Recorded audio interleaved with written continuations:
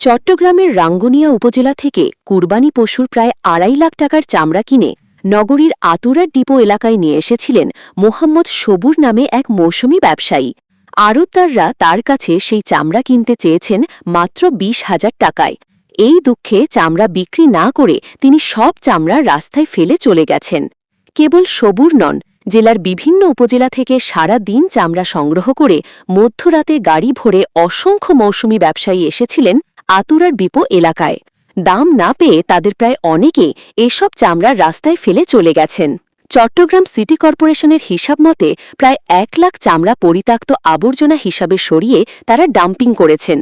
চামড়ার এমন দরপতনে চোখের পানি ফেলে অসহায়ের মতো ফিরে গেছেন মৌসুমি ব্যবসায়ীরা। জানা গেছে, চট্টগ্রাম মহানগরীর আতুরার ডিপো এলাকায় ২ শতাধিক আড়ত রয়েছে। এসব আড়তে কাঁচা চামড়া সংগ্রহ করা হয়। উপজেলা থেকে সংগ্রহ করে আনা চামড়া নিয়ে আড়তদার সংগ্রহ করে থাকেন। এবার বাণিজ্য মন্ত্রণালয় ঢাকার বাইরে প্রতি বর্গফুট লবণযুক্ত গরু ও মহিষের কাঁচা চামড়ার দাম নির্ধারণ করেছে ৫৫ থেকে ৬০ টাকা। সেই হিসাবে প্রতিটি পশুর চামড়ার দাম গড়ে ১,১৫০ টাকা নির্ধারণ করা হয়। সেই অনুযায়ী মৌসুমি ব্যবসায়ীদের অনেকে গ্রামগঞ্জ ও অলিগলি থেকে ৩০০ থেকে ৪০০ টাকায় চামড়া কিনেছিলেন। আবার চামড়া কিনলেও সিটি কর্পোরেশনের বিধিনিষেধের কারণে দিনের আলোতে সেসব চামড়া নগরীতে প্রবেশ করতে পারেনি।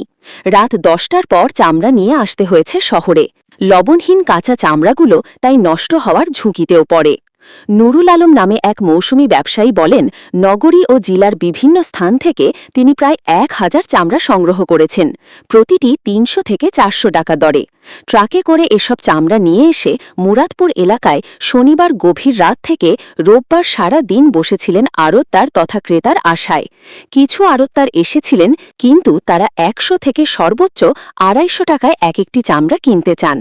লাখ টাকার কম দামের পশুর চামড়া ফ্রিতেই নিতে চান। এই অবস্থায় পচে যাওয়ার ভয়ে শেষ পর্যন্ত ২০০ থেকে সর্বোচ্চ ২৫০ টাকা দামে সব চামড়া বিক্রি করে দিয়েছেন। এতে চামড়া পরিবহনে যে খরচ হয়েছে, ওই খরচও উঠেনি বলে জানান এই ব্যবসায়ী। তিনি বলেন, সরকারের সঠিক পরিকল্পনার অভাবে এবারও মৌসুমি চামড়া ব্যবসায়ীরা পথে বসেছেন। সর্বোপরি গরিবের হক নষ্ট হয়েছে। ১৯ সালের মতো এবছরও চামড়ার দরপতন ও রাস্তায় ফেলে যাওয়ার পুনরাবৃত্তি ঘটল। তিনি আরও বলেন, অনেক ব্যবসায়ী ক্রেতা ও যথাযথ দাম না পেয়ে ক্ষোভে অপমানে সড়কে চামড়া রেখে চোখের পানি ফেলে বাজার থেকে ফিরে গেছেন। কেবল নগরীর আতুরার ডিপো এলাকায় নয়, আগ্রাবাদ, চৌমোহনী, দেওয়ানহাট, বহত্তারহাট, চকবাজার সহ বিভিন্ন এলাকায় কুরবানি পশুর চামড়া ফেলে চলে যান মৌসুমি সংগ্রহকারীরা। চামড়ার আড়তদার সমিতির সাবেক সভাপতি মোহাম্মদ মুসলিম বলেন, সরকার লবণযুক্ত চামড়ার দর নির্ধারণ করে দিয়েছিল। মৌসুমি ব্যবসায়ীরা সেই দর অনুযায়ী লবণ ছাড়া কাঁচা চামড়া কেনেন। দাম মেনে তাদের কাছ থেকে চামড়া কিনলে আড়তদারদের লোকসান হতো। এছাড়া মৌসুমি সংগ্রহকারীরা বাজার না বুঝে বেশি দামে চামড়া কিনেছেন। আড়তে আনার পরও দর ধরে রেখেছিলেন। এর জন্য শেষ পর্যন্ত অনেকে চামড়া বিক্রি করতে পারেননি, যার ফলে অনেক চামড়া নষ্ট হয়েছে।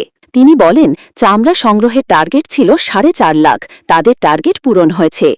এদিকে সুন্নি মতাদর্শে বিশ্বাসী আলোচিত সংগঠন গাউসিয়া কমিটি বাংলাদেশ ২০২২ সাল থেকে কাঁচা চামড়া সংগ্রহ ও সংরক্ষণ করে।